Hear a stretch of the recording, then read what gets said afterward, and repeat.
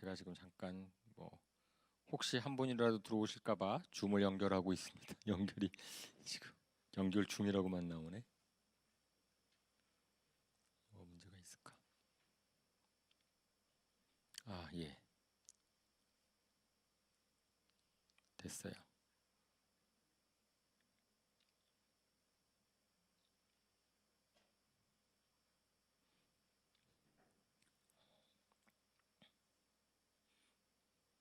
네, 저는 줌으로 들어와 있기 때문에 그래서 이제 질문 있으시면은 줌으로 채팅으로 해주시면 되겠습니다. 오늘은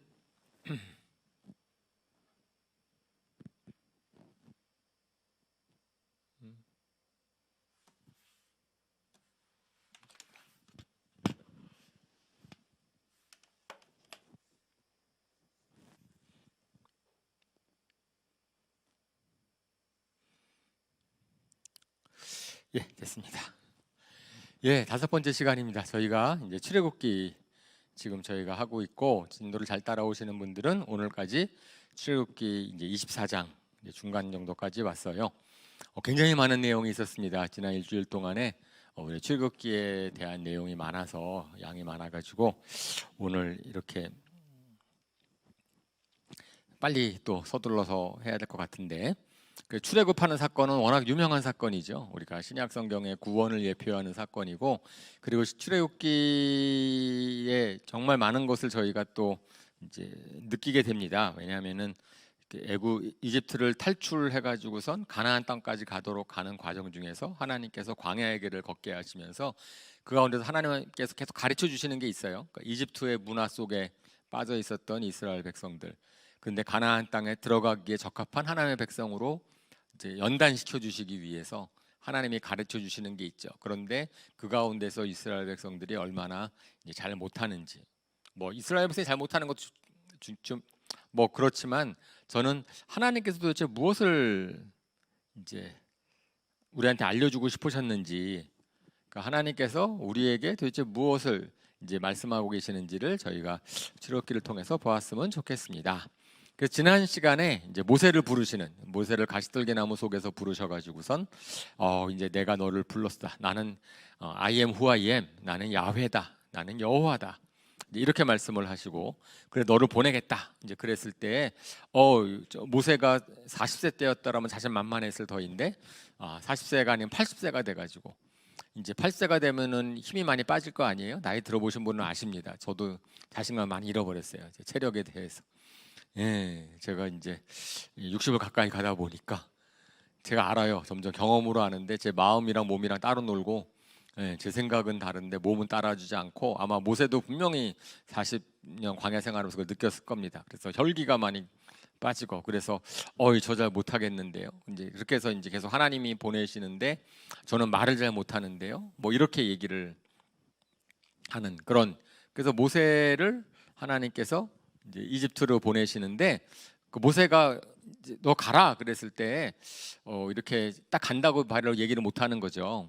그래서 저희 이제 세 번째 변명부터 4장부터는 이제 앞에 2번 변명을 했고 세 번째 변명 그러면서 뭐라고 변명했냐면은 그 처음에는 저 자신이 없는데요. 두 번째는 누가 보낸다 그러죠? 그러니까 하나님께서 스스로 있는 자가 보낸다. 야훼가 보낸다라고 얘기를 해라. 라고 얘기하시는 게 두 번째였고 이제 세 번째는 그러면은 근데 제가 하나님이 보내셨다고 왔다 그랬는데 믿지 않으면 어떻게 됩니까? 그들의 대망을 믿지 않으면 어떻게 되죠? 근데 이것은 이미 모세가 실패 경험이 있는 거예요. 자기가 40세 때 내가 당신들을 구원하기 위해서 이집트 왕자로서 구원한다고 했을 때에 그들이 믿지 않았거든요. 그러니까 이제 모세가 그들이 믿지 않으면 이스라엘 백성들이 그렇게 순수하게 자기를 따라가지 않을 걸 알았기 때문에 이제 그거를 물어보는 거죠. 그랬을 때 하나님께서 뭐라고 얘기하셨냐면은 내가 이적을 베풀 능력을 너희한테 줄 거다라고 얘기하셔서 그러면 그들이 너를 못 믿으면은 내가 보여주는 이적 그래서 이적을 갖다가 뭐 통독하신 분들은 아시죠? 뭐 하냐면 지팡이를 던졌을 때 뱀이 되게 하는 것 손을 넣어서 탁 해서 문둥병이 있었다가 촥 이제 다시 손을 집어넣으면 손이 깨끗하게 되는 것 그죠? 그다음에 나일강에서 물을 쫙 뿌리면 피가 되게 하는 것 이런 이적을 이미 하나님께서 모세에게 보여주시겠다. 그러면 그들이 아마 그것을 보면 믿을 것이다 라고 얘기를 하죠. 그죠? 사람들은 뭔가 이게 신비한 자기가 할 수 없는 것들을 보여주는 사람을 보면은 오 그런가 해서 이제 믿을 테니까. 그래서 그런 걸 하겠다 그랬어요. 그러니까 하나님께서 모세한테 저 그들이 저를 믿으면 어떻게 안 믿으면 어떡하죠? 근데 기적을 보여줄게. 그러면 너는 너를 믿을 거다. 그러니까 이제 모세가 네 번째 변명을 합니다. 저는 말재주가 없습니다. 말재주가 없다는 거예요. 자, 실질적으로 모세가 정말 말재주가 없었는가 하면은 꼭 그렇지 않다고 얘기를 하고 있어요. 사도행전 7장에서 볼 때 이제 사도행전 7장에서 스데반이 쫙 설교를 하는 과정 중에서 이제 모세를 소개할 때 어떻게 하냐면 모세는 이집트의 왕자로서 학문을 많이 배웠어요. 그죠? 아주 굉장히 훌륭한 교육을 받았고 그는 지혜나 말에도 뛰어난 사람이다라고 얘기를 했어요. 뭐 교육을 잘 받았고 훈련을 잘 받았으니까 말을 잘할 터인데 근데 뭐 어쨌든지 간에 모세가 하나님 앞에서는 저는 말을 잘 못합니다 라고 이야기를 합니다. 그러니까 하나님께서 내가 너를 돕겠다. 그죠? 너는 너 스스로 말하는 게 아니고 너가 무슨 말 할지를 내가 알려주겠다라고 얘기를 하고 정 그렇지 라고 얘기를 해요. 내가 너 말하는 걸 누가 입을 지었느냐 누가 말을 하는 거 내가 너를 돕겠다라고 얘기를 하시죠. 실질적으로 우리가 뭐 복음을 전할 때에도 저는 말을 잘 못하는데요 지혜가 없는데 근데 우리가 복음을 전해보면 알죠. 이것은 인간의 지혜로 하는 것이 아니라 성령님께서 감동함을 주시면 우리가 달라지는데 우리가 그걸 경험을 합니다. 신앙생활 경험을 할 때 이게 내 힘으로 내 능력으로 막 하려고 그러면 잘 안 되는데 성령님의 감동함을 받으면은 저절로 막 말이 나오고 그래서 야 참 내가 이런 말을 했어 뭐 이렇게 경험도 하는데 어쨌든 그 모세의 네 번째 변명도 하나님이 이제 응답해 주셨어요. 걱정하지 마. 그랬더니 이제 모세가 다섯 번째 변명을 합니다. 다섯 번째 변명이 이게 이제 사실은 클라이막스죠. 뭐라고 모세가 변명을 하죠? 하나님 앞에서 보낼 만한 자를 보내소서. 하나님 실수하셨습니다. 제가 아니에요. 보낼 만한 자를 보내십시오라고 얘기하는 것은 그것은 소위 말하는 겸손이 아닙니다. 자기가 못하겠다라고 하는 게 아니고 순종하기 싫다라고 하는 그런 것이 모든 변명, 자기가 앞에 내었었던 모든 변명들은 사실은 이것이죠. 저 하나님 말씀하시는 것에 자신도 없고 두렵고 하기도 싫고 뭐 모세 변명 속에서 일단 그 40년의 광야 생활을 하면서 쌓여 있었던 어떤 면에서는 좀 자신의 인생에 대한 회의 아니면은 열등감도 있었을 것이고 아니면은 두려움도 있었을 것이고 사실은 그런 것들을 다 통틀어서 한마디로 말해서 불신앙, 하나님을 따라가는 것이 두렵습니다. 그리고 생각해 보니까 안 되는 도저히 자신이 없는 거예요. 왜냐하면 자기가 이집트에 살아왔단 말이에요. 이집트 바로의 궁정에 살아왔고 그 권세가 어마무시한지 얼마나 그런지 이스라엘 백성들은 어떠한지 너무 상황을 잘 아는 거죠. 잘 알기 때문에 자신이 없는 겁니다. 너무 알면 사실 자신이 없어요. 우리가 잘 모르면은 우리 무식하면 용감하다고 모를 때는 막 일을 벌일 수가 있는데 너무나 모든 걸 잘 알아버리면은 뭐 하죠? 계산을 하게 되는 거예요. 막 머릿속으로 생각해. 이게 되는 건가? 안 돼. 자신감을 확 잃어버리고 그러니까 결국은 모세가 하나님한테 변명을 하는 겁니다. 보낼 만한 자를 보내소서. 그런데 하나님께서 정말 너가 보낼 만하니까 택한 거라고 하는데 저 못 가겠습니다라고 얘기하는 불신앙에 대해서 하나님이 어떻게 하십니까? 그 앞에서는 봐줬어요. 그 앞에서는 이렇게 좀 얘기도 해주고 내가 너를 도와줄게 막 이렇게 이야기하시다가 마지막에는요 하나님이 모세한테 크게 노하십니다. 화가 났어요. 하나님 못 찾는 야 내가 너를 택했는데 너 가라 그러면 가지 왜 이렇게 말이 많아?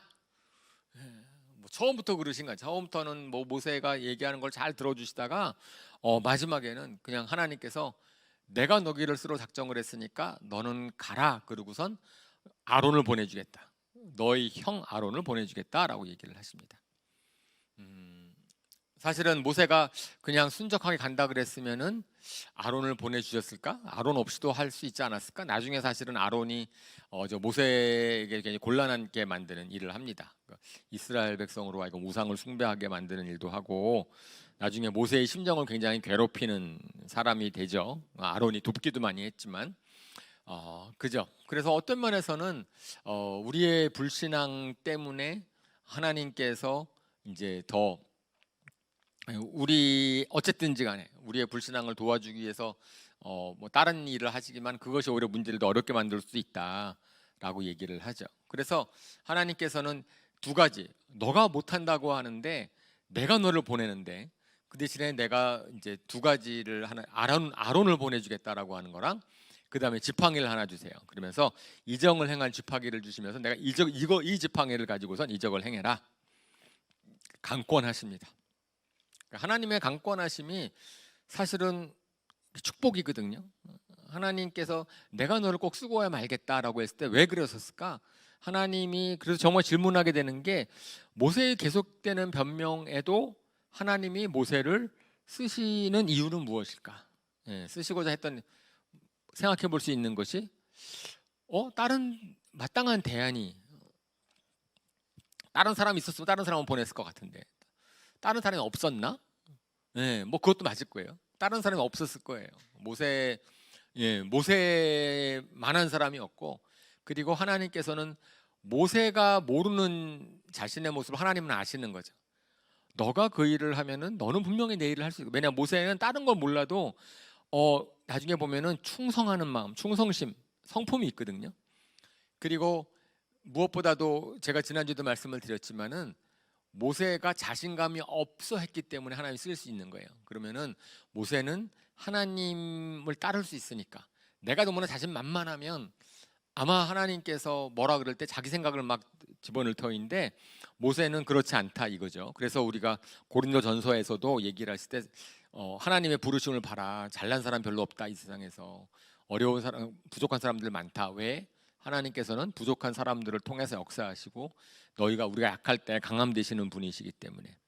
하지만 그 모든 것을 차치하고서라도 하나님께서는 이 일을 하셔야만 되는 거예요. 모세가 못하겠다 그랬으면은 다른 사람도 없고 모세도 못하겠대. 그러면 어떻게 하면 돼요? 안 하시면 되잖아.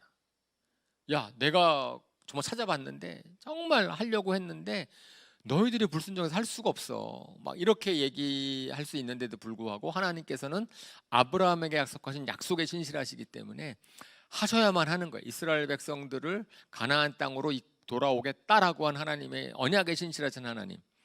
그 하나님의 언약을 신실하게 지키시기 위해서 부족한 사람을 통해서 당신의 일을 이루시겠다라고 하는 그것을 얘기를 하는 거죠. 그랬을 때 하나님이 무엇을 하실지에 대한 것이 분명하다면 그러면은 저희가 빼는 것 이것은 겸손이 아니라 불순종인 거죠. 그죠? 하나님이 하시겠다라고 하고 하나님이 너를 쓰겠다라고 얘기를 했는데 그러면 저는 못 하겠는데요. 그렇게 얘기하는 것은 뭐랑 똑같은 거예요? 나는 하나님이 당신이 사람을 잘못 봤습니다라고 얘기하는 건 똑같거든요. 그죠? 하나님이 너를 통해서 역사하시겠다는데 저는 못 하겠다 그러면은 그거는 뭐 한 거예요? 하나님이 나를 잘못 보셨다. 하나님이 사람 잘못 보시네요. 이렇게 얘기하는 불신앙이랑 똑같거든요. 그러니까 하나님이 너를 쓰시겠다라고 얘기했을 때에는 저는 부족하고 저는 자신이 없지만 그래도 충성을 하겠습니다. 이게 맞는 거죠. 근데 어쨌든 모세를 통해서 이제 우리의 모습을 봅니다. 야, 모세 같은 사람도 그런데 어떤 면에서는 하나님이 하시는 일이 워낙 크기도 하고 사실은 자신도 없었지만은 하나님이 쓰시겠다고 하는 것에 결국은 모세가 순종을 합니다. 또 순종하러 가는 과정까지도 꽤 녹록치 않아요. 아시지만은 이집트로 떠나려고 하는데 그때 하나님의 상황은 다 만들어 놓으셨어요. 우리가 지난주에 말씀을 드리는 것처럼 그 이집트의 역사 가운데서 투트모세 3세라고 하는 그러니까 모세를 죽이려고 하는 모세가 이집트 사람을 죽이고 도망갔을 때 모세를 잡아 죽이려고 했던 같은 이제 배다른 형제 같이 이제 있었던 그 뭐죠? 공주의 아들 왕이 죽었다 이거예요. 죽어서 이제 새로운 왕이 딱 등장을 한 거고 그리고 하나님께서 미리 뭘 말씀해 주시냐면은 자, 내가 이집트로 너를 보내는데 당연히 바로는 너를 잘 순수하게 보내주지 않을 것이다 라고 얘기를 하고 그때 이미 이집트의 맏아들을 다 죽일 것이다라고 예언을 해주세요. 그러니까 모세를 이집트로 보내면서 사실은 그것은 결론적으로 봤을 때는 맨 마지막 재앙인데 마지막 재앙인데 내가 이집트의 맏아들을 다 미리 죽일 것이다라고 얘기를 하고, 그리고 이스라엘 너를 맏아들처럼 내가 여기고 있다라는 얘기를 하시면서 보내십니다. 그런데 아시다시피 모세가 가려고 하는데 모세를 죽이려고 해. 천사가 나타나서 죽이려고 하죠. 그랬더니 좀 그냥 뜬금없이 보니까 왜 모세를 보내셨는데 모세를 죽이려고 해. 그런데 그때 이제 십보라가 나타나서 아이들한테 할례 의식을 행하는 거죠. 이스라엘 백성을 구하려고 가는데 그들 자녀들은 이스라엘 공동체에 속하는 징표인 하나님의 그런 명령을 어기는 것. 그러니까 뭐 적용하자면은 가족도 잘 돌보지 못하면서 어떻게 국가 이스라엘 민족을 돌볼 것이냐라고 하는 얘기를 하시는 건데, 아마 그것은 우리가 생각했을 때에 그 미디안 사람인 그런 그 가족, 거기 하나님 믿는 집안이 아니잖아요. 이드로, 장인 이드로랑 십보라가 그랬을 때에 십보라 영향이 크지 않았을까라는 생각을 하는 거죠. 그래서 할례를 행하는 것을 못하게 하거나 아니면 반대를 하거나 그랬을 때에 모세는 그만큼 이스라엘의 정체성이 그만큼 강하지 않아서 아마 아내의 영향을 받아서 자기는 알고 있었지만은 안 했던 것을 하나님께서 모세를 죽이려고 하니까 그때는 이제 십보라가 알아가지고선 그래서 이제 할례를 행함으로 이제 준비가 되는. 그러니까 하나님의 일을 하기 위해서는 저희가 먼저 거룩함, 그다음에 하나님의 백성으로서의 정체성 이런 것들이 먼저 확립이 돼야 되는 거고, 그랬을 때에 이제 하나님께서 아론을 보내주십니다. 그래서 이제 모세와 아론이 이집트로 내려가지요. 그 내려가 가지고 장로들한테 이스라엘의 장로들을 쫙 모아놓고선 장로를 모아놓고선 이제 하나님의 계획을 딱 얘기를 합니다. 그러니까 이스라엘 백성들이 뜬금이 굉장히 없었겠죠. 자기네들을 종살이하면서 하루하루 이렇게 억지로 살아가고 있는데 누가 탁 나타난 거야. 나타났는데 아주 할아버지 같은 지팡이 딱 들고 머리 하얀, 그리고 아론이 딱 나타나서 예언자처럼 딱 얘기를 하니까 먼저 마음은 믿고 싶겠죠. 좋은 얘기하고 그다음 하나님의 약속을 내가 행하러 왔다 그랬을 때 왜 믿고 싶은 마음이 없겠어요. 그러니까 이제 믿고 싶어져서 이스라엘 백성들이 모세랑 아론을 믿습니다. 근데 이 믿음이 이제 진짜 믿는 게 아니라는 건 바로 들통이 나죠. 그리고 모세와 아론이 이제 바로한테 가가지고선 이제 당당하게 얘기를 하는 겁니다. 여호와 하나님이 나타나셔서 우리 보고 3일 광야길을 가가지고선 제사를 지내라고 한다라고 얘기를 하고, 그 사흘길을 가야 되는 이유는 거기에는 이집트 사람이 오지 못하도록, 이집트 사람들이 그 당시 자기네들의 신이 아닌 이방 신을 섬기는 하나님을 예배하는 것을 싫어할 거기 때문에 그 이집트 사람들이 아예 인적이 없는 곳으로 광야로 나가서 제사를 지낼 테니까 우리를 보내달라라고 이렇게 요청을 합니다. 이게 자기네들이 다 뭐 가나안 땅으로 가겠다, 이집트 떠나겠다 이런 얘기를 한 것도 아니에요. 그냥 제사를 지내러 내가 가겠다라고 얘기를 했는데 바로는 뭐 너무 당연하죠. 단호히 거절하죠. 그러니까 뜬금없이 누가 와가지고선 보내라고 하는데 저라도 안 보내겠다. 그거 뭐 어떻게 해요? 그거 뭐 너무나 이해가 안 가는 거니까 당연히 이제 바로가 거절을 합니다. 바로가 거절을 했을 때 나는 너희의 신을 알지 못한다. 말이 되는 거죠. 나는 너희의 신을 알지 못한다. 너희가 일하기 싫어서 만들어낸 핑계 아니냐? 3일도 아깝다 이거예요. 내가 지금 하루하루 일하고 있는데 사흘 가가지고 제사 지내고 오는 건 나는 3일도 아깝다고 생각을 한다. 이렇게 얘기를 하는 거고, 근데 이제 또 그 가운데 간파한 게 뭐냐면은, 그러니까 바로의 말보다 모세와 아론의 말을 들으면은 반역할 수 있다라는 생각을 합니다. 그래서 이제 바로가 당연히 완고하게 거절을 하는 거죠. 근데 우리가 나중에 그걸 알죠. 하나님께서 성경에서는 때로는 이렇게 표현해요. 바로의 마음을 완고하게 하셨다. 근데 나는 완고하게 하기 싫은데 하나님 완고하게 하신 건 아닌 거죠. 그냥 그 하나님 성경에 나오는 그 표현들은 바로는 바로 나름대로 완고한 이유가 있어요. 근데 하나님께서는 그런 완고한 것을 미리 아시고 완고한 대로 내버려 두셨다라고 이야기를 하는 거죠. 사람은 자기의 판단에 의해서 불신앙하고 자기의 판단에 의해서 이제 뭐 그렇지만은 하나님께서는 그걸 아시고서 내버려 두시는 하나님. 근데 거기서 끝나는 게 아니고 바로가 생각했을 때 이거 모세랑 아론에 의해서 이스라엘 백성들이 영향받을 거가 두려우니까 오히려 이스라엘 백성들을 갖다가 모세랑 아론이랑 이간질 시키려고 합니다. 그러니까 이간질 시키려고 하는 방법이 뭐예요? 모세와 아론을 핑계로 이스라엘 백성들을 더 착취하는 거죠. 그래서 우리가 잘 아는 것처럼 뭐 진흙을 집을 갖다 주면은 진흙만 만들라 그랬는데 집도 안 갖다 주고선 이제 뭐 벽돌 만들라 그러고 그래요.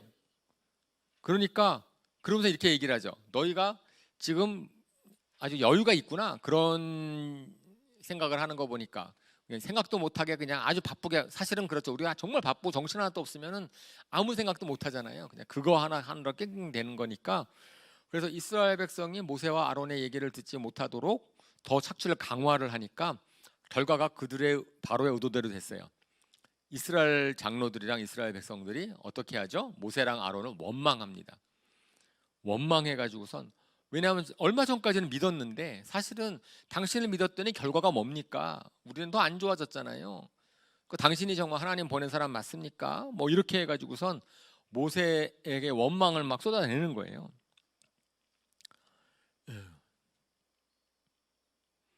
아마 이스라엘 백성 그 앞에서 얘기했던 하나님이 이렇게 말씀하셨다, 하나님이 이렇게 그런 얘기들을 갖다가 이스라엘 백성들이 믿었다면은 오히려 모세와 아론에 대해서 이런 상황에 대해서 이거 어떻게 도움을 구하였어야 될 터인데 이제는 그렇지 않고 원망을 하니까 이것이 우리가 이제 이 과정을 보면서 모세가 변하는 과정을 봅니다. 모세라는 사람이 어떻게 리더로 바뀌는가. 백성들의 원망을 딱 들으니까 이게 뭐가 딱 맞은 거예요. 자기가 하나님한테 제가 못하겠다라고 말했을 때 그 이유가 바로 증명이 된 거예요. 그들이 저의 말을 듣지 않지 않습니까? 그러니까 백성들이 저를 믿지 못하지 않습니까? 왜 나를 보내십니까? 그러면서 이제 모세도 하나님한테 원망을 하는 거죠. 하나님이 저를 이렇게 보내셨으면 하나님이 이런 걸 책임져 주셔야 되는데 하나님은 백성들을 구하실 생각도 하지 않습니다. 아니, 하나님이 이스라엘 백성들을 구할 생각을 하지 않아요? 하고 있죠. 하고 있는데도 불구하고 모세가 이제 막 따지는, 여러분들 그렇잖아요. 우리 막 화내거나 막 자기 마음 상했을 때 하는 말은 그대로 믿으면 안 돼요. 그건 본심이 아니야, 본심이.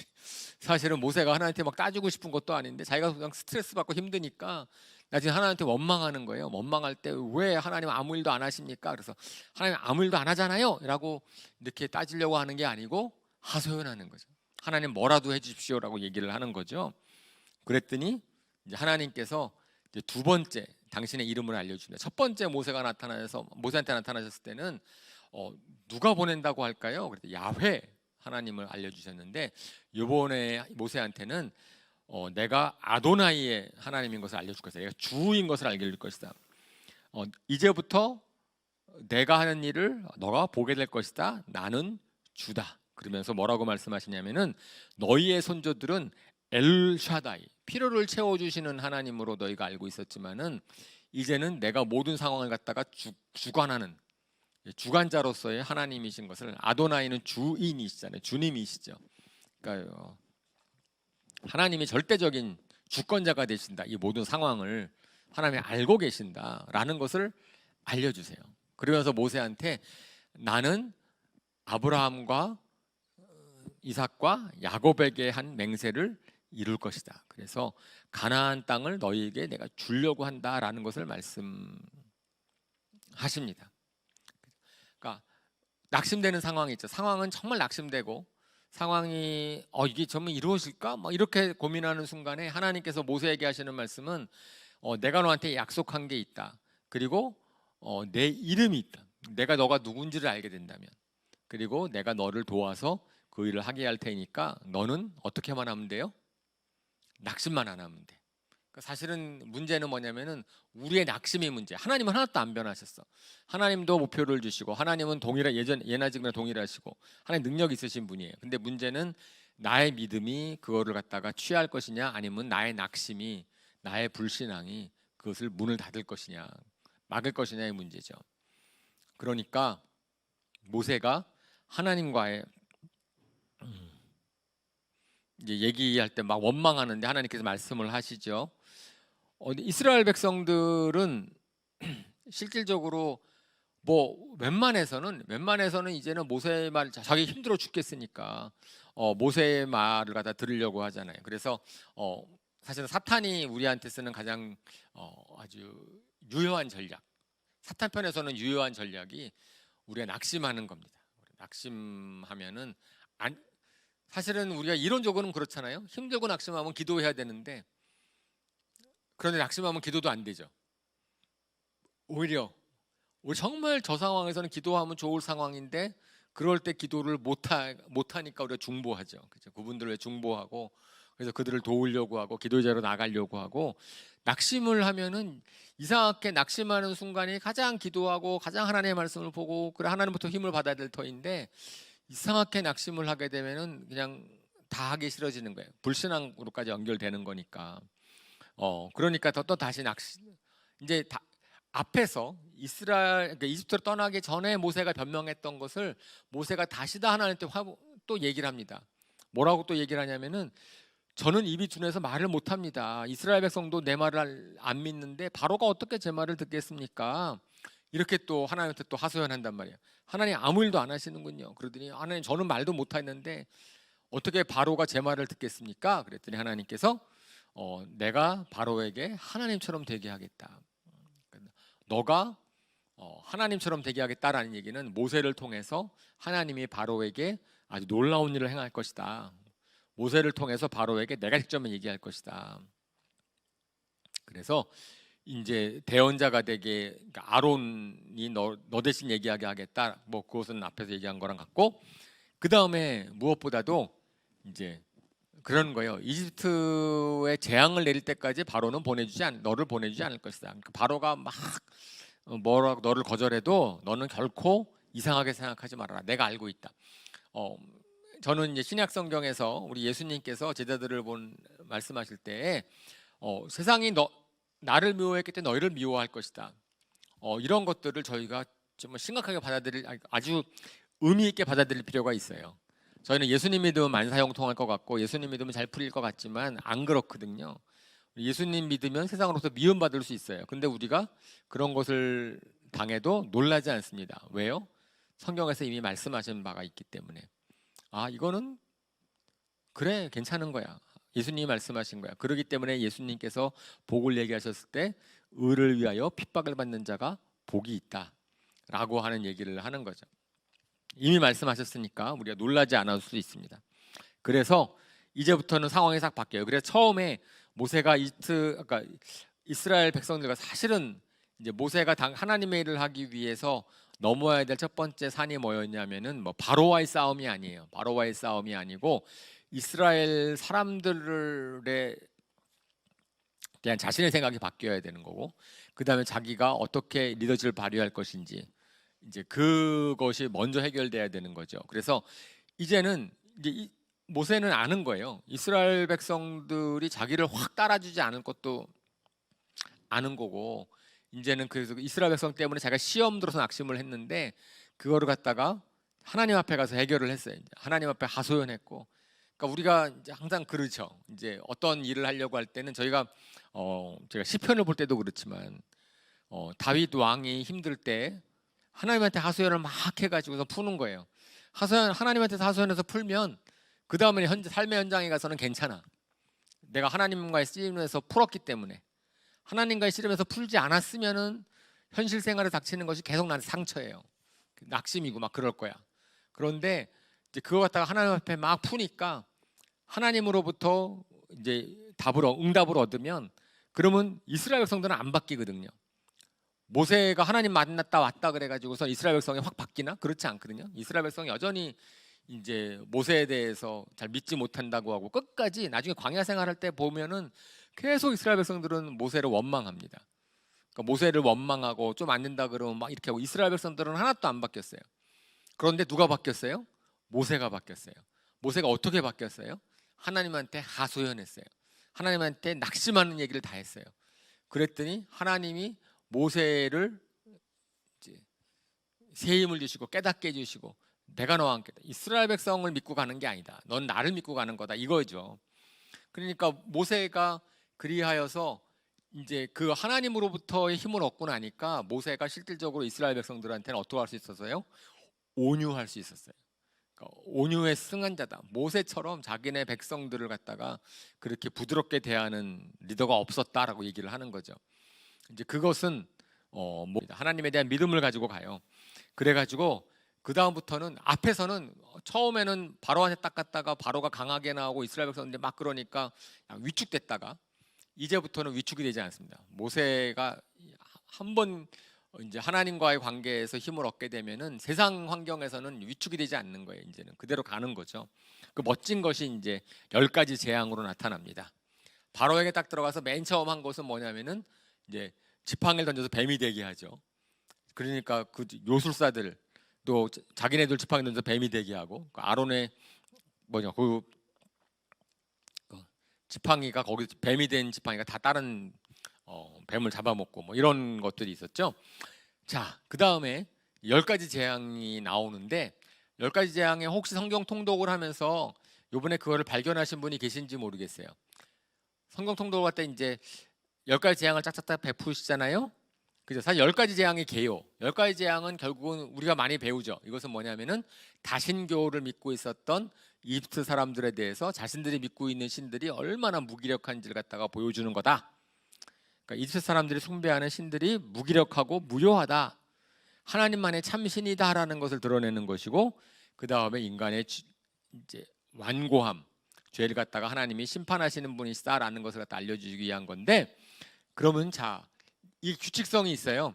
10가지 재앙 갖다가 여러분들이 성경을 쫙 읽으면서 혹시 발견했는지 모르겠지만, 이제 아침에 바로 앞에 아침에 보내 하나님께서 바로를 보낼 때 이제 3가지가 반복해서 나타나요. 한 번은 아침에 보내. 그 다음에 두 번째는 바로에게 보내. 근데 언젠지를 안 나와 있어. 아침이라는 말이 없어요.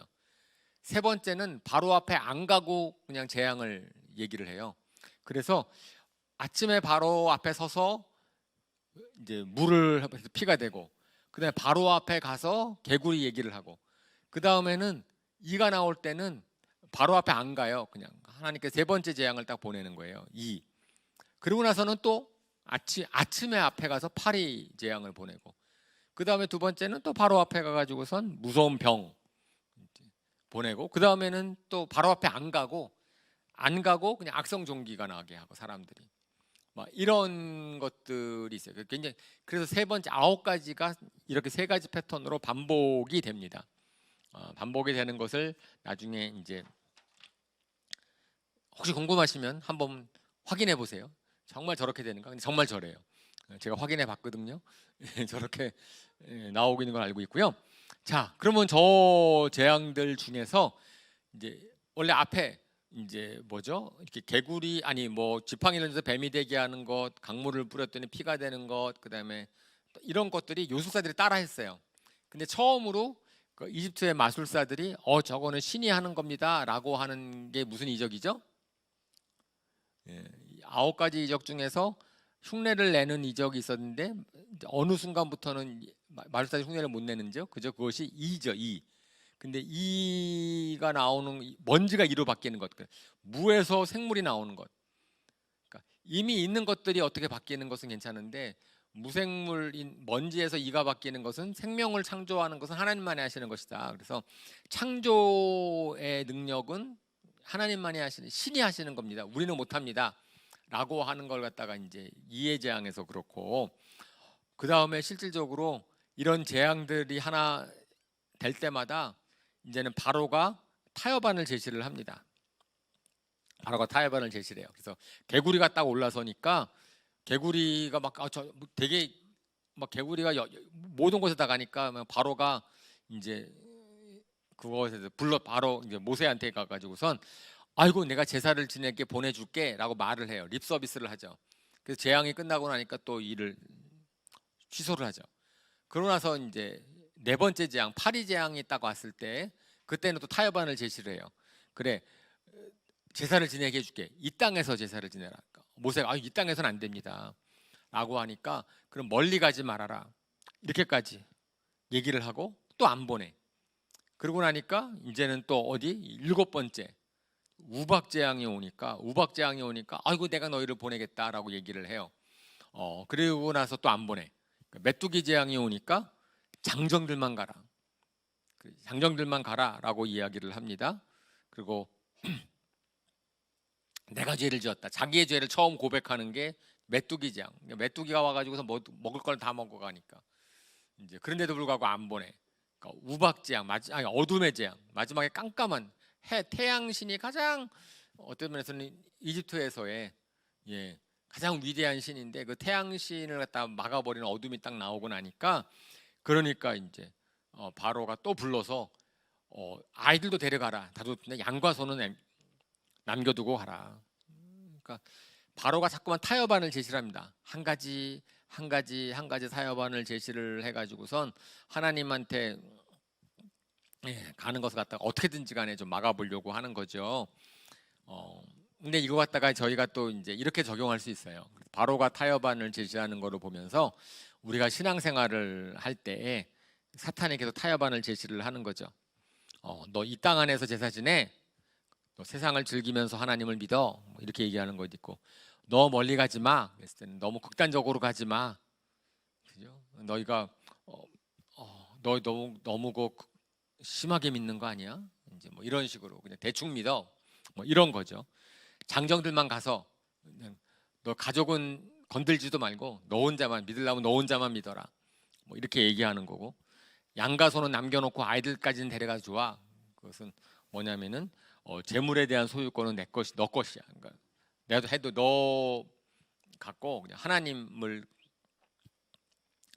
하나님을 믿되 이것만 빼고 이것은 너 마음대로 하고 나머지 헌신해라. 뭐 이런 식으로 자꾸만 우리가 하나님에게 전폭적으로 신뢰하고 하나님을 전폭적으로 예배하는 것을 이제 뭐 제가 좀 전에 이제 규칙성을 얘기를 했더니 그 의미가 뭔지냐고 그랬는데 저도 의미는 모르겠어요. 그냥 재밌어요. 그냥 그거 아침이고 그냥이고 뭐 이것보다도 이게 참 재밌게 배열이 돼 있다. 그러니까 저 의미는 제가 묵상을 안 해봤 잘 모르겠더라고요. 사실 생각해봐도 그냥 그런 건데 어쨌든 그 패턴을 가지고선 얘기를 하고 있는 것이 재미있습니다.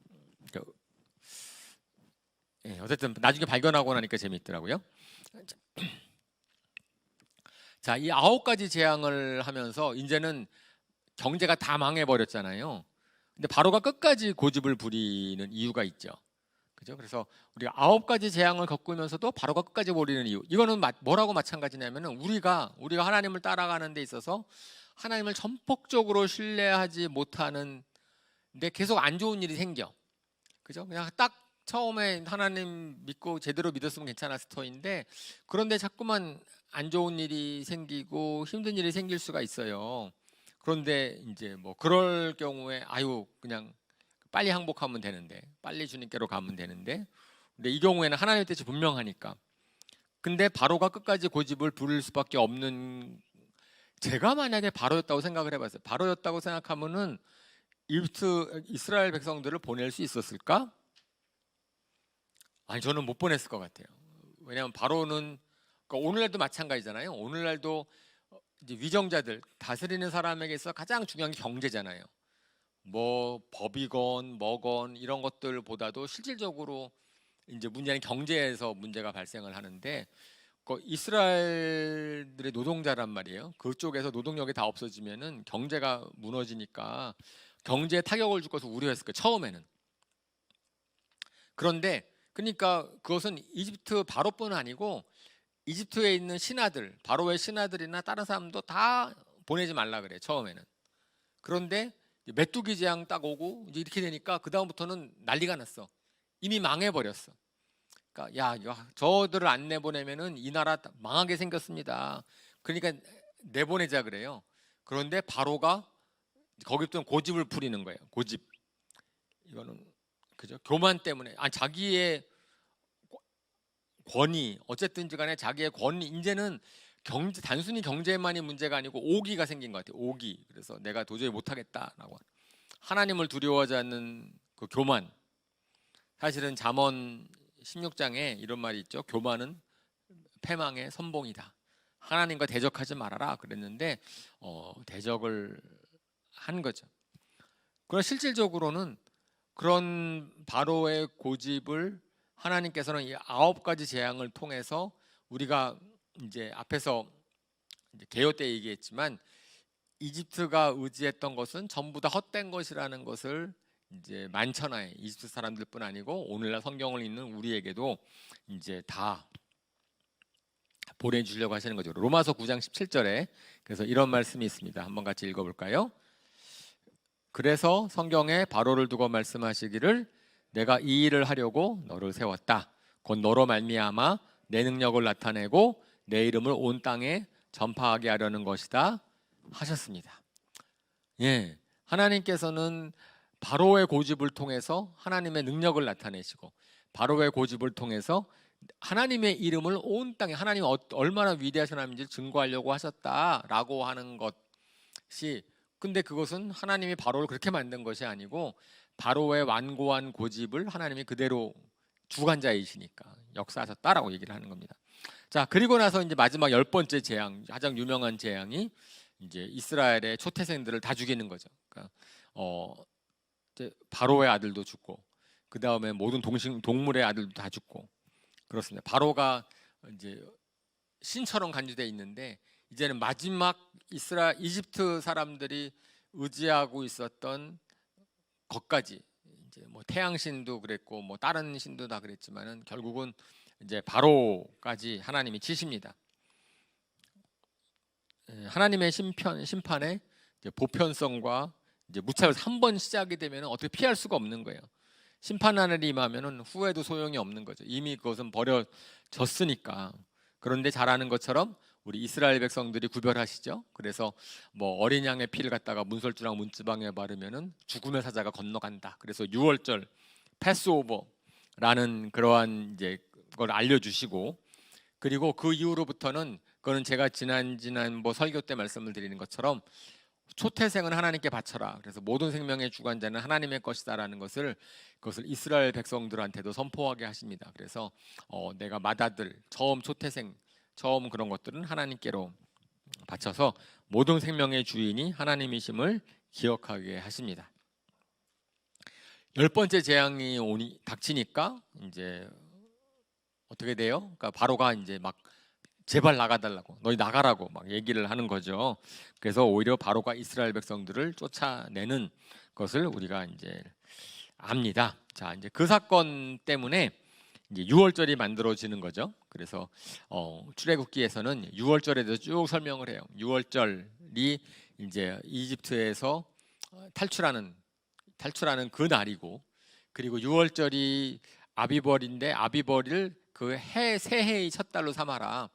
그래서 새해의 첫 달로 삼아서 구원 이후에는 우리가 새로운 시대를 사는 것이다라는 것을 이제 알려주시는 거죠. 그러니까 구원 이집트에서 나온 것이 새해가 되도록 해라. 그래서 그것이 이제 새로운 구원으로 말미암아서 우리가 구원은 우리 인생의 새로운 시작이다라고 하는 거고 하나님께서는 이렇게 일부러 의식을 정해주세요. 그것은 왜 그래요? 잊지 말라고. 그죠? 매년 우리가 뭐 추수감사절, 설날 뭐 어떤 날짜를 정하는 것은 자꾸 잊어버리니까 잊지 말고 그날은 그것을 기억하도록 하시는 거고 영적인 표징이라고 얘기를 하죠. 그래서 6월절 규정은 저희가 이제 구약에서 보면 가장 중요한 절기 중에 하나이고 그래서 1월 뭐 10일 날 될 때 어린 양을 하나 잡아놓죠. 그래서 아주 흠이 없는 어린 양을 잘 잡아놓고 있다가 그리고 이제 양이나 염소예요. 1년 된 수컷 양이나 염소 흠 없는 걸 잡아놓고 그다음에 14일 날 된 저녁에 잡는 거죠. 6월절 어린 양의 피를 잡습니다. 그래서 피를 문설주와 상인방에 뿌리죠. 그리고 어린 양을 굽고 그다음에 누룩 없는 빵을 굽고 그다음에 쓴 나물을 같이 먹어라라고 얘기를 합니다. 또 단나물에 쓴 나물 뭔가 이게 그리고 이제 누룩 없는 빵도 급하게 나가고 이것이 나중에 이제 이런 누룩이라는 것 자체가 이제 뭐죠? 이렇게 거룩함을 망가뜨리는 어떤 유혹거리처럼 많이 등장을 하고 있기 때문에 그래서 이제 그 6월절 어린 양을 잡을 때는 좀 이제 누룩 없는 빵을 먹고 그다음에 쓴나물을 같이 먹고 그다음에 어린 양을 잡아서 먹도록 해라. 그러면서 그때 이제 그렇게 하고 있을 때 쫓겨 나가는 거거든요. 급하게 막 쫓겨 나가는 거거든요. 이제 그렇게 하도록 하시죠. 그리고 나서는 이제 무교절이 시작되죠. 6월절 다음 날부터 일주일 동안의 무교절이 됩니다. 그래서 14일 저녁부터 21일 저녁까지 누룩을 넣지 않고 만든 빵을 먹도록 합니다. 그러니까 근데 왜 그러셨을까? 왜 쓴나물을 먹고 누룩 없는 빵을 먹게 하셨을까? 사람들은 누구나가 좋은 거, 맛있는 거 먹고 싶잖아요. 맛있는 거 먹고 싶은데 맛있는 거를 먹지 않으면서 6월절을 지키려고 하는 이유가 뭘까요? 그죠? 그러니까 이것은 하나님께서 우선순위를 가르쳐 주시는 것 같아요. 너가 잘 먹고 잘 사는 것보다 뭐가 더 중요하다? 구원이 더 중요한 것이다. 구원이 중요. 내가 구원을 얻기 위해서라면 우리가 누룩 없는 빵, 쓴나물 이거 먹는 것, 그거 괜찮다라는 거죠. 구원이 더욱 소중하기 때문에. 그래서 나의 편한 삶보다는 하나님의 구원하심이 더 중요하다라는 것을 알려주시기 위해서 일부러 무교절일 때는 사실은 구원받은 게 굉장히 기쁜 날임에도 불구하고 잔치를 하기보다는 무교병이나 일주일 동안 누룩 없는 빵을, 맛이 없는 빵이겠죠. 그걸 먹도록 하시는 거고, 그 다음에 무교절 첫날과 무교절 마지막 날에는 거룩한 성회로 모이도록 합니다.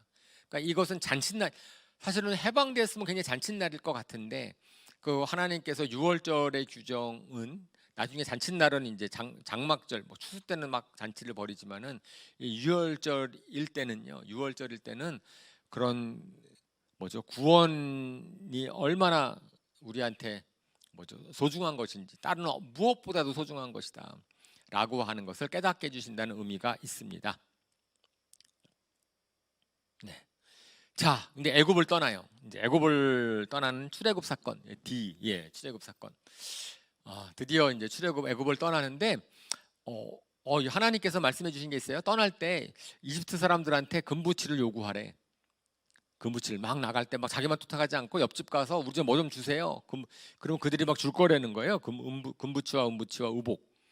그죠? 나중에 근데 저게 어디에 쓰이지? 광야를 가는데 금부치가 왜 필요해요? 의복. 가나안 땅까지 들고 가려고?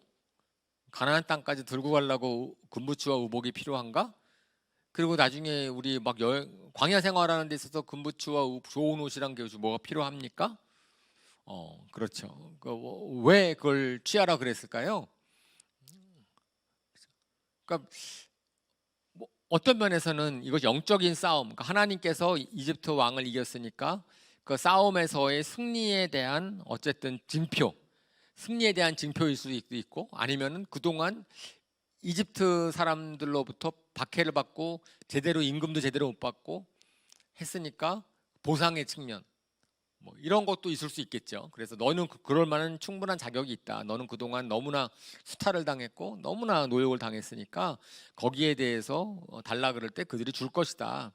그리고 이거 전리품처럼 너희가 취할 수 있다라고도 생각할 수 있지만, 나중에 보면은 이 금부치와 이런 것들이 어디에 쓰여요? 성막을 만들 때 쓰여요. 하나님의 성막을 만들 때 여기서 그들이 갖고 온 금부치랑 은부치 같은 걸 다 모아서 성막을 짓도록, 하나님을 예배하는 데 쓰도록 합니다. 그리고 장정 60만이 애굽을 탈출을 하죠. 그래서 430년 동안 70명이 장정만 60만인, 그래서 한 150만 최소한 그 정도 되지 않을까 싶은 200만까지라고 생각도 하죠. 그랬을 때 다른 여러 민족이 따라 나왔대. 60만이 막 나가는데 거기 다른 민족들도 아마 이집트 사람들이 아니면 거기도 노예였겠죠. 전쟁 포로라든지 아니면 뭐 어떻든지 간에 따라 나왔대요. 그러면서 아마 이집트의 재앙을 보면서 저 이스라엘 저 무리 속에 끼는 거에 좋겠구나라는 생각을 하는데, 이 다른 민족들이 나중에 또 아주 안 좋은 영향을 끼칩니다. 그리고 하나님께서 이제 그들을 끌어낼 때 이제 군대 단위로 끌어냈다라고 성경에 표현되어 있어요. 이건 아직 민수기랑 관련이 있는 건데, 하나님께서 이스라엘 백성들을 끄집어낼 때 이제는 광야 생활 가운데서 이제 군대 단위로 자기네들이 지켜야 되니까 이제 군대를 편성해서 끄집어내셨다. 광야에서 이스라엘 백성들이 어쨌든 자신을 보호할 수 있는 그런 체제로 끌어내셨다라고 되어 있고, 끝으로 모세가 요셉의 유골, 그건 창세기에 요셉이 이제 너희들이 이곳을 떠날 때 내 유고를 가져가라는 기억했거든요. 그러니까 그 기억한 창세기의 요셉의 약속을, 그러니까 유언을 기억해서 유고를 가지고 나와서 출애굽을 합니다. 자, 그 다음에 이제 출애굽의 경로예요. 출애굽의 경로에 대해서는 사실은 두 가지 주장이 있습니다. 그 다음 슬라이드 먼저 보여주시겠어요? 지도를 제가 하나 갖다 드렸는데, 지도가 좀 사실은 글자가 좀 작아서 잘 모르지만은 저 이집트, 저 고센 땅이 어딘지 보이시죠? 고센이랑 나일강, 그 파란색으로 좀 표현되어 있는데, 이집트 저기 뭐 스핑크스 있고 뭐 저 전차 있고 뭐 그런 게 거의 이집트인데, 시나이 반도라고 해서 작은 반도가 있어요. 작은 반도가 있고 그 다음에 그 옆에는 사우디아라비아입니다. 그랬을 때 수에즈 운하가 있는 고기를 갖다가 이제 원래 여기서 보면은 그러니까 두 가지 썰이 있는 거예요. 두 가지 학설이 있는데, 지금까지 많은 사람들이 믿고 있었던 것은 이제 저기 고센 땅에서 숫곳을 지나서 저기 수에즈 운하를 통과하는 거기를 홍해라 그래서 거기를 건너서 시나이 반도에서 있는 거예요. 시나이 반도 거기에서 시내산이 저 밑에 있는 거고, 그러니까 제가 저희 가봤어요. 저희 이제 첫 번째 두 번째 마프인가? 저희 선교사님들이랑 같이 마프를 한번 했을 때 이집트에서 한번 한 적이 있어요. 그래서 이집트에서 선교사님 선교 대회를 하고 그 다음에 이스라엘로 성지순례 여행을 한 적이 있거든요. 제가 그때 그랬을 때 이집트에서 이스라엘로 가는데 저기를 거쳐 갔어요. 그 시내산에 올라갔을 때 시내산에 올라갈 때 낙타 타고 올라가. 네, 낙타를 타고 올라가 가지고선 그런 적이 있어서 저기가 이제 성지라고 알려져 있는 거죠. 그리고 저기에 뭐 가데스 바나는 어디고 그래가지고선 사실은 이제 그렇게 인대했다라고 이야기를 하는데, 근데 이것은 뭐냐면은 김승학 저자가 새롭게 추정한 출애굽 40년 광야 여정지도라고 되어 있어서 떨기나무라고 하는 책이 있습니다. 떨기나무라고 하는 책이 이제 김승학 집사님이라는 분이 어떤 분이냐면은 제가 그 책 소개하는 건 아니고요. 근데 어쨌든 좀 볼만해요. 그게 뭐냐면은 사우디아라비아의 왕실 주치의로서 7년 동안 이제 거기서 있으면서 이분이 사우디아라비아에서 이제 시내산을 찾아가는 거예요. 시내산을 찾아가는데 저기에 보면은 이제 노트가 있으신 분들은 좀 잘 보면은 라오즈산이라는 산이 있습니다. 라오즈산, 이제 그분의 주장에 의하면 저 라오즈산이 시내산이라고 생각을 하는 거고, 그래서 홍해라고 하는 것은 저기 수에즈반 쪽이 아니라 다른 쪽이다. 그래서 광야 생활을 했던 곳이 사우디아라비아 영역이다라고 그분은 믿습니다. 그러면서 근데 재밌는 게 그분의 얘기에 의하면 사우디아라비아가 저쪽 지역을 갖다가 철저하게 아무도 못 가게 한대요. 저기를 갖다가 이제 다 저 책에 의하면, 저 책을 보면 되게 재밌는데 거기에 보면은 이제 모세가 바위를 쳤을 때 그 바위도 있고, 그러니까 사우디아라비아 측에서는 저기 이제 출애굽하는 저 부분에 대한 모든 성경적인 증거들을 그들이 다 지금 철통같이 지키고 있어서 못 가게 하고 있다. 자기가 이제 왕실 주치의라는 특별한 이제 자격증을 가지고선 거기를 방문해 가지고선 한 것을 갖다가 기록을 남기고 있어요. 그래서 진짜 시내산 탐험기 그렇게 되어 있어요. 그래서 어느 것이 홍해고, 이제 그분에 의하면은 사우디아라비아가 저쪽을 갖다가 유적을 공개를 하면 그러면 출애굽의 역사가 훨씬 더 드러날 것이다. 증거가 남아 있다는 거예요. 바위를 친 뭐 이런 것들이 있어요. 어쨌든 근데 그분의 떨기나무라는 책이 나오기 전까지는 사실은 모든 이제 성경의 이제 자료들 보면은 다 저쪽 시내산은 저기고 관광지고 지금 그다음에 저기 시나이 반도를 갖다가, 근데 200만 해 되는 사람들이 시나이 반도에서 헤매기엔 너무나 좁다는 거죠. 저쪽이 지역이 너무 좁고 그다음에 뭐 그런 건데 이제 뭐 그렇다고 해요. 전 잘 모르지만 어쨌든지 간에 이제 뭐 그런 두 가지 주장이 있다는 것 보시면 되고, 그랬을 때 어쨌든 하나님 성경에서는 출애굽을 시키실 때 하나님께서 해안가로 가면 금세 가는데 사실은 가나안 땅 다시 지도를 보시면 이집트에서 예루살렘 저쪽 지중해 해안가로 가면 되거든요. 해안가로 가면 금세 가는 거예요. 근데 거기에는 이미 블레셋이 살고 있기 때문에 블레셋이 이스라엘 백성들 200만 대군이 가는 것을 막을 것이다 라는 거죠. 그래서 호전적인 블레셋 사람들과 전쟁을 하면은 이스라엘 사람들이 무서워서 다시 이집트로 도망갈까 봐 하나님께서는 광야길로 인도하셨다라고 이야기를 하시죠. 그리고 광야길을 인도하셨을 때 불기둥과 구름기둥으로 인도하셨다라고 되어 있습니다. 자, 이제 그러고 나서는 광야 생활을 따라 하는데 바로가 추격해 오는 거죠. 아들 장사하고 빈자리가 정신을 차리고 났더니 나라는 완전히 망했고 이스라엘을 갖다가 탈출시킨 그것이 안 되겠다. 그래서 병거를 타고선 이제 정예 부대와 그다음에 병거 부대를 이끌고 뒤에 쫓아옵니다. 그죠? 그러고 나니까 이스라엘 백성들이 또 다시 두려워하고, 근데 하나님께서 일부러 광야에서 헤매게 만드시고, 그랬을 때에 이제 모세가 이제 이스라엘 백성들이 원망을 하는데, 모세에 대해서 원망을 하는데 모세가 아주 믿음의 말을 하죠.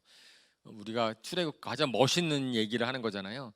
너희는 두려워하지 말고 가만히 있어서 오늘날 여호와께서 너희를 위해서 행하시는 일을 구원을 보라, 이렇게 얘기를 하십니다. 그러고 나서 이제 홍해 갈라지는 지팡이를 딱 내리니까 동풍이 확 불고 밤새 부니까 동풍이 부니까 바다가 쫙 갈라져 가지고선 벽이 생기고 거기에 이제 흙을 밟고 가고 바로의 군대는 다 빠지고, 그래서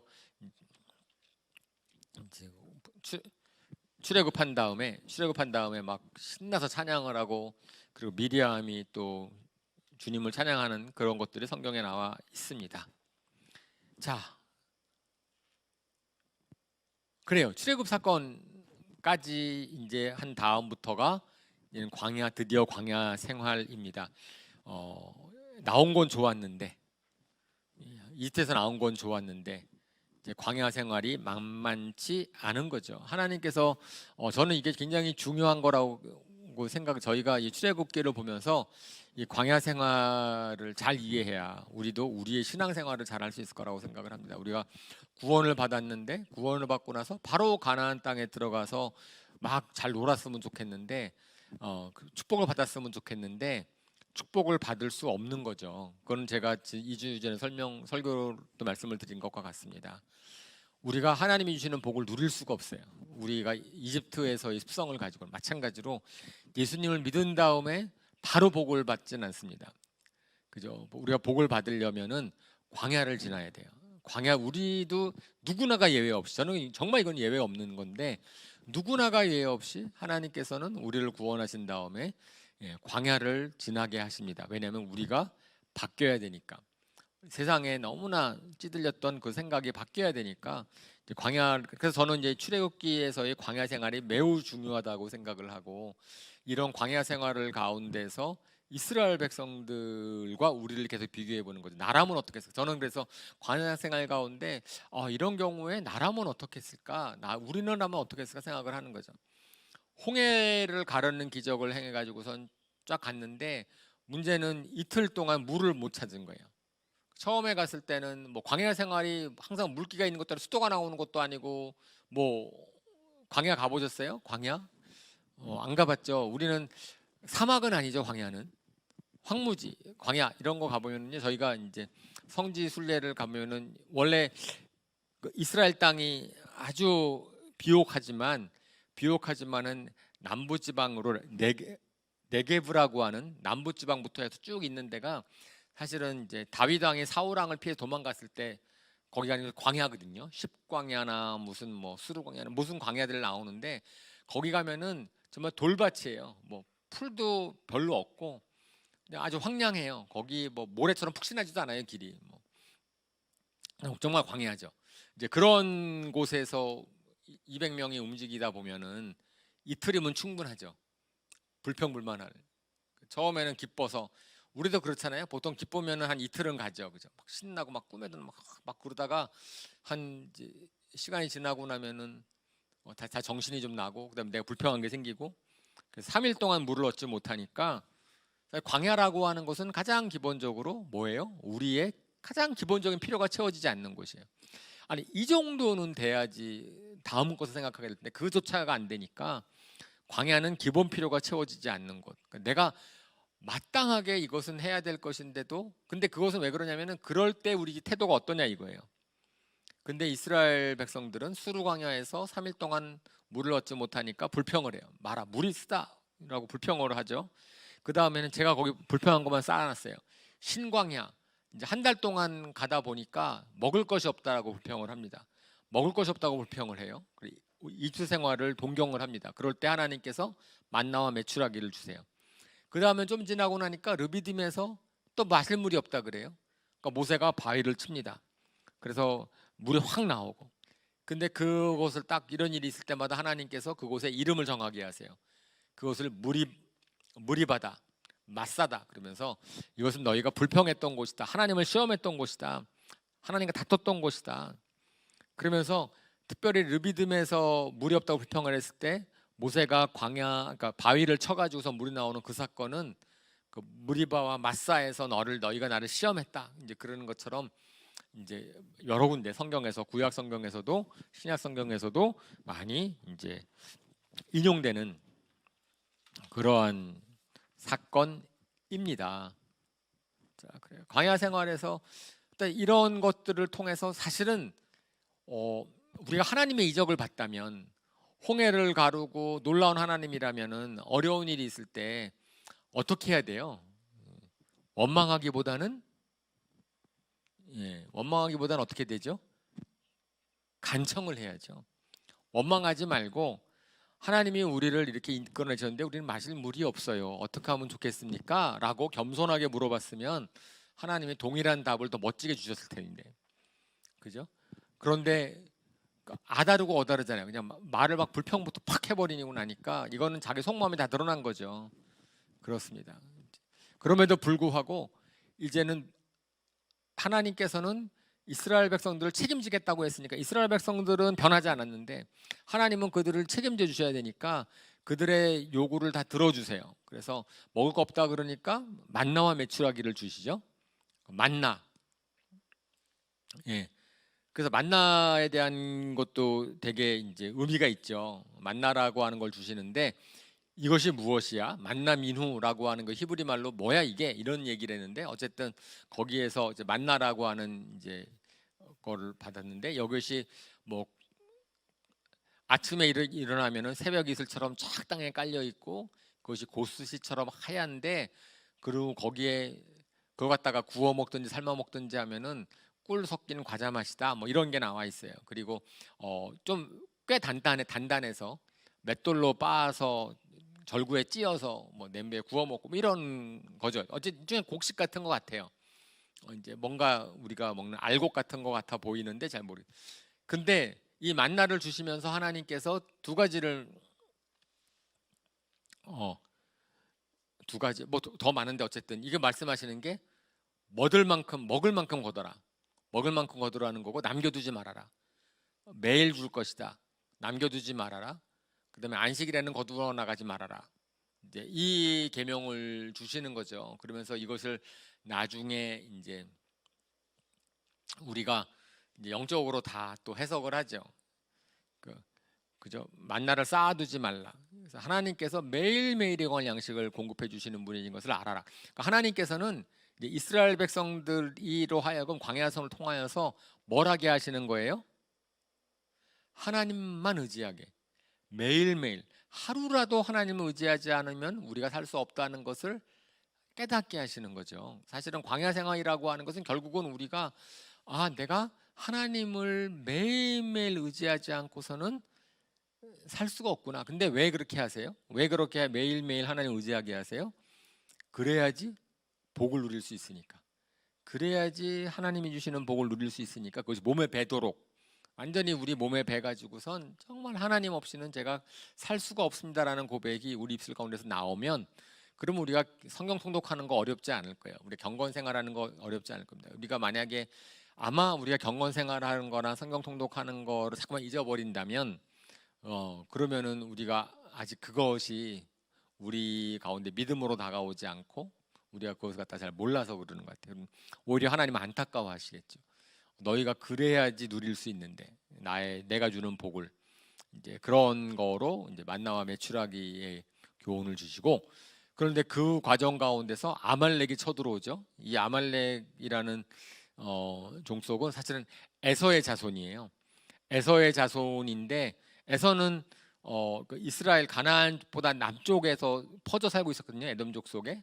근데 그 중에서 아말렉이라는 족속이 이제 이스라엘을 치는데, 우리가 거기서 잘 아는 것처럼 이제 여호수아 장군은 아말렉이랑 전쟁을 하고 모세는 산 위에 올라가서 아론과 훌이라는 사람의 도움을 받아서 기도를 하고, 손을 들고 기도하면 이기고 손이 내려오면 지고, 그래서 기도 여호와 니시라는 그 유명한 사건이 거기서 일어나는 거죠. 여호와 니시. 그래서 여호와는 나의 깃발이다. 여호와의 깃발을 높이 들고 주님만 의지했을 때에는 그러면 대적은 다 이제 무너지는, 대적을 이기는. 그래서 전쟁은 하나님께 속한 것이고 전쟁은 삶의 현장에서 벌어진다기보다는 기도의 현장에서 벌어지는 것이다. 그래서 기도의 순간 그것이 진짜 우리의 승패를 결정짓는 것이다라고 말씀 알려주십니다. 그래서 아말렉의 전투가 이제 출애굽기 17장에 나와 있어요. 자, 그 다음에 광야 생활 가운데서 하나님께서 하나 더 가르쳐 주시는 것이 뭐냐면 리더십 구조입니다. 그러니까 리더십 구조로 가르쳐 주는 것이 출애굽기에 좀 자세히 나오는데, 그것은 장인 이드로라는 사람이 방문을 해가지고 한번 보는 거죠. 근데 일단은 모세가 하나님의 예언자로서 하나님의 말씀을 딱 알고 있으니까 모든 사람들이 재판하러 모세 앞에 쫙 줄 서 있는 거예요. 그럼 모세는 아침부터 광야 생활에서 눈 뜨고 있으면 줄 쓴 사람들 한 명 한 명씩 이제 상담해주고 막 이렇게 하는 거니까 이드로가 보기에 그거는 당신도 힘들고 백성도 힘들다, 지혜롭지 않다. 그러면서 이제 리더십을 1000부장, 100부장, 50부장, 10부장을 세우도록 합니다. 두 가지를 얘기를 해요. 그러니까 리더십을 세우고 그 다음에 또 하나는 당신이 아는 것을 가르치라는 거예요. 당신만 혼자 알려고 하지 말고 당신이 아는 것을, 하나님의 말씀을 가르쳐라. 백성들이 가르쳐가지고, 그리고 그렇게 가르치는 것이랑 아울러서 그 밑에 중간 리더들을 세워서 그들이 좀 계층적 리더십을 세워서 하도록 해라. 그러면서 그 리더 누구를 갖다가 그러면 리더로 세웁니까? 100부장, 50부장, 1000부장 뭐 이렇게 세웁니까? 그랬더니 이드로가 하는 말이에요. 이드로가 하는 말인데, 백성 가운데서 능력과 덕을 함께 갖춘 사람이고 하나님을 두려워하는 사람이고 참되어서 거짓말 없는 사람이고 부정직한 소득을 싫어하는 사람이고, 이게 놀랍게 신약 성경의 집사의 직분입니다. 그러니까 뭐 디모데 전서, 그 다음에 디도서, 사도행전에 나오는 집사, 하나님의 나라에 쓰임 받는 사람이 가져야 될 성품, 속성들을 쫙 얘기를 하는 것이 이제 구약 시대에 이제 10부장, 100부장, 50부장, 1000부장의 자격으로 딱 얘기를 해요. 그래서 리더십의 구조를 갖다가 딱 갖추게 하는 것, 이제 그것까지가 광야 생활에서 이스라엘 백성들은 막 이제 불평불만하는데, 그리고 하나님께서는 그들에게 계속 이적을 베풀어 주시고, 그 다음에 아말렉 전투에서 승리케 하시고 보호해 주시고, 그 다음에 시스템을 갖춰 주시는 거죠. 자, 그 다음에 이제 마지막으로 저희가 오늘 살펴볼 것이 이제 계명을 주시는 거예요. 이제 십계명과 계명. 사실은 이 계명을 10계명까지는 잘 알죠. 10계명까지는 잘 아는데 이제 출애굽기에 보면은 계명들이 쭉 나오거든요. 그러면은 저희가 이제 계명들을 볼 때 제가 저번에도 말씀을 뭐 드린 적이 여기저기서 좀 들리고 있는데, 성경에 나와 있는 계명을 보면서 우리가 이렇게 비교해 보면 좋은 거죠. 세상의 법과 하나님 나라의 법을 비교하는 거예요. 세상의 법과 하나님이, 이런 일이 벌어졌으면 세상에서는 뭐라 그러지? 어떻게 했을까? 근데 하나님은 왜 이런 법을 만드셨지? 그러면서 세상의 법과 하나님 나라의 법이 어떤가를 비교해 보면서 보시면 제법 재밌어요. 십계명뿐 아니고 여러 가지 계명들이 좀 의미가 있습니다. 그래서 하나님께서 이제는 이렇게 결국은 처음 이스라엘 백성들에게 주시고 싶으신 것이 하나님 나라의 법이거든요. 하나님 나라의 원리를 가르쳐 주고 싶어 하시니까 이제 광야 생활을 통해서 신의 산으로 이끄시죠. 그래서 신의 산으로 올라오라 그러고, 그 신의 산에서 내가 율법을 주겠다라고 얘기를 하십니다. 그래서 십계명을 주세요. 십계명 다 외우시죠? 십계명 다 외우시나요? 방송을 듣고 있는 여러분 십계명 외우시나요? 다 알고 계실 것이라고 믿는데 모르시면은 다시 한번 확인합시다. 1계명, 예, 내 앞에 다른 신을 두지 말라. 2계명, 우상, 뭔가 눈에 보이는 거 우상 만들지 말라. 3계명, 하나님의 이름을 함부로 얘기하지 말라. 네, 그죠? 망령되이 일컫지 말라. 4계명이 안식일을 지켜라. 이것이 하나님과의 관계성에 관한 것이고, 나머지 이제 5개, 6개는 사람과의 관계성인데, 부모를 공경하라, 살인하지 말아라, 간음하지 말아라, 도둑질하지 말아라, 거짓 증거하지 말아라, 남의 이웃의 것을 탐하지 말아라. 뭐 이렇게 얘기를 쫙 하는 거죠. 그래서 그거는 이미 10계명은 여러분 잘 알고 계실 것 같은데, 이제 그거 외에 그 다음에 사회 규범을 주십니다. 생활할 때 사회 규범을 주시면 좀 어떻게 느끼셨어요? 이거 읽으시면서 참 하나님이 꼼꼼하시고 세밀하시다. 그런 건 느끼지 않으세요? 우리 인생 사는데 별로 일이 다 있는데 그런 거 하나하나에 대해서 그냥 규범을 다 주시는 거예요. 뭐 정말 너무 꼼꼼하게 말씀을 하십니다. 예배할 때 제단을 쌓을 때 어떻게 쌓아라, 다듬지 않은 돌로 쌓고, 그 다음에 하나님이 정해준 곳에 하나님이 정해진 방법대로 너희가 해야 된다라고 얘기를 하고, 제단을 꾸미려고 하지 말고 그냥 뭐 이런 식의 제단을 쌓는 거 얘기를 하시는 과정 가운데서 우리가 이제 이런 규범을 통해서 제가 아까 말씀을 드리는 것처럼 이제 규범을 볼 때 그 규범 가운데서 하나님이 뭐라고 말씀하시나, 그죠? 그러니까 이제 그걸 갖다가 우리가 이제 생각해 보는 거죠. 재단보다는 마음이 중요하다. 재단을 아름답게 만드는 것보다는 마음이 중요하다. 이렇게 볼 수 있을 거고요. 종에 관한 규범. 종에 관한 규범 중에서 이 출애굽기 여기서 나오는 것 중에서 좀 중요한 개념이 있죠. 신약 성경에서 계속 이제 강조하는 사도 바울이 나는 주님의 종입니다.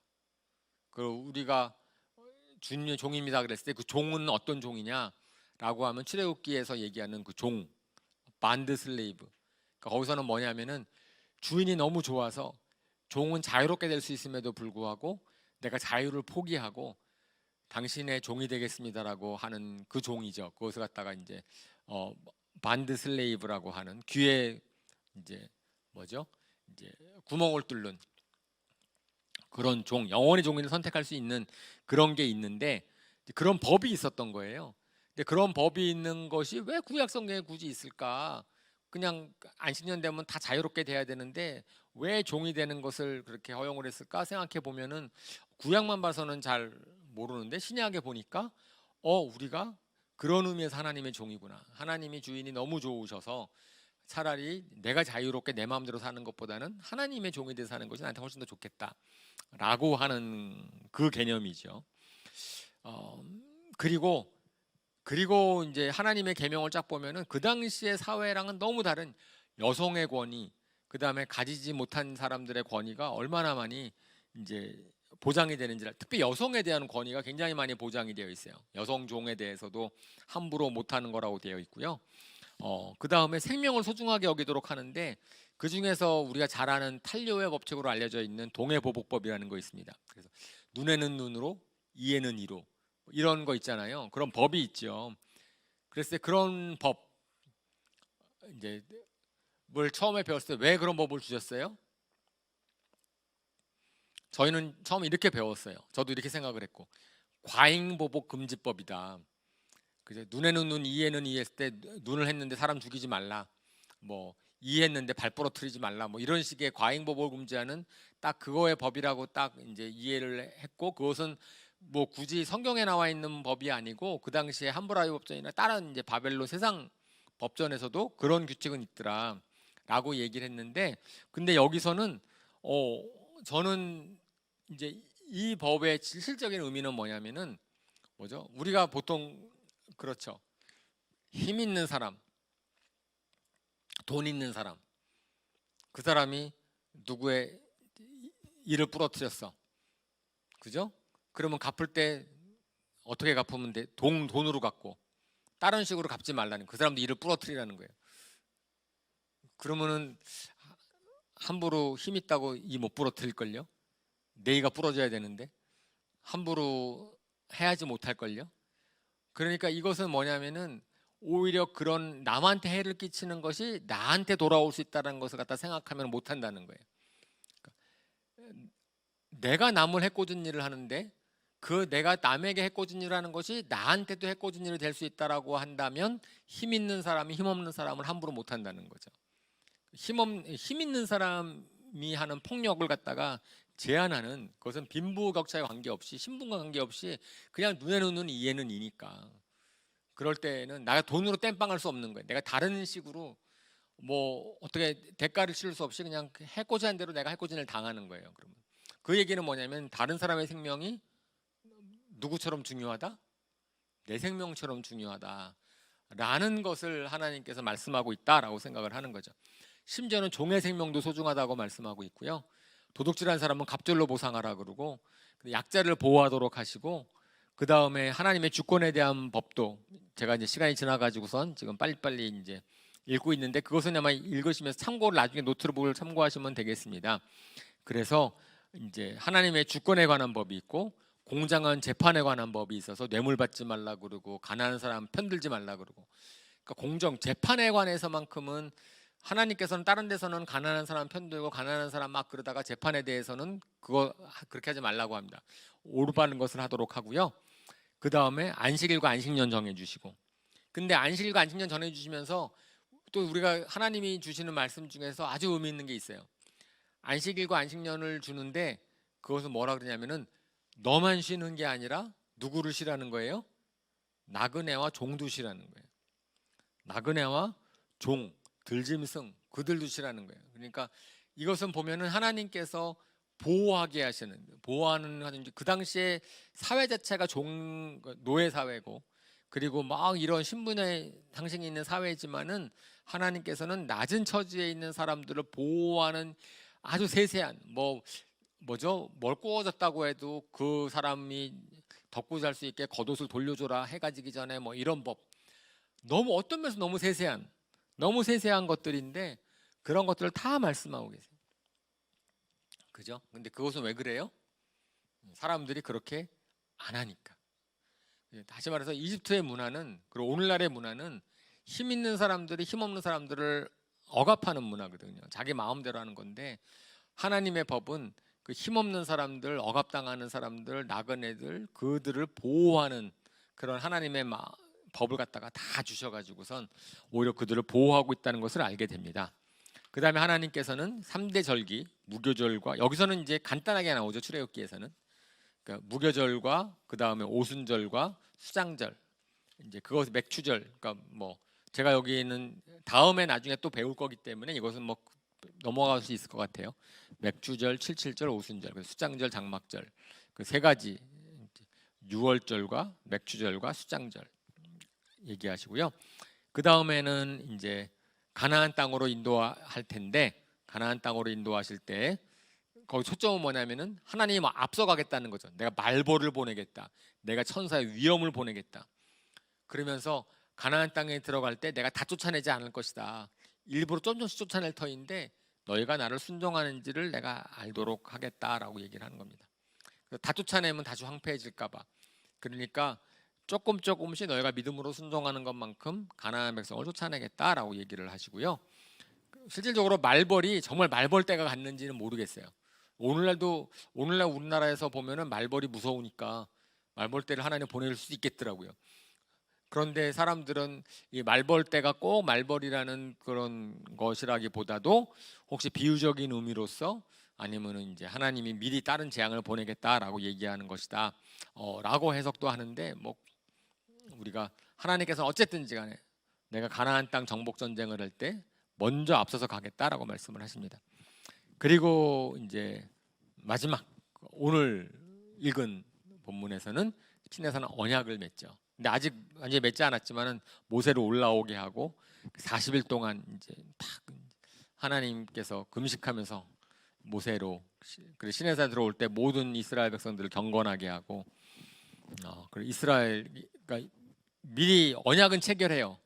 70명의 장로들과 함께 언약을 체결하고 그다음에 십계명을 주기 위해서 모세를 부르는 장면으로 출애굽기가 맞춰 이제 오늘까지 읽은 데가 맞춰졌습니다. 네.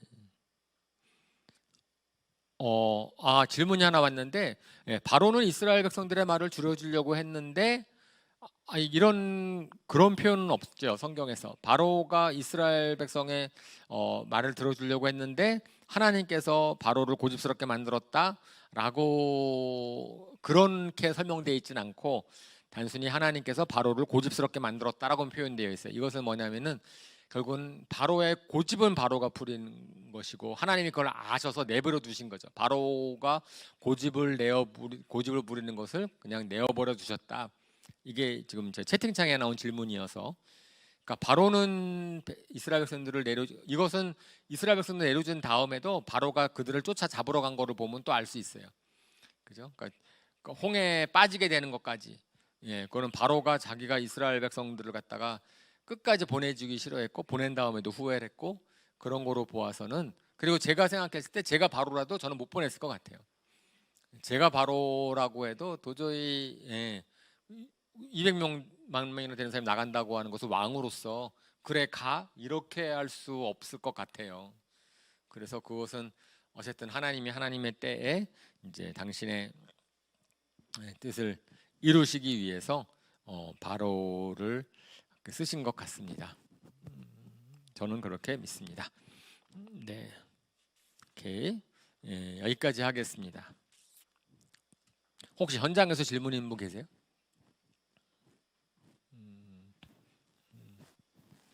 네, 없으면 우리 이 시간에 또 잠깐 눈을 감고 참 저희가 출애굽기 여행을 하고 있습니다. 출애굽기를 보고 있는데 제가 말씀을 드리는 것처럼 굉장히 중요한 성경입니다. 저는 그렇게 믿습니다. 왜냐하면 우리의 신앙생활과 너무 닮았어요. 그죠?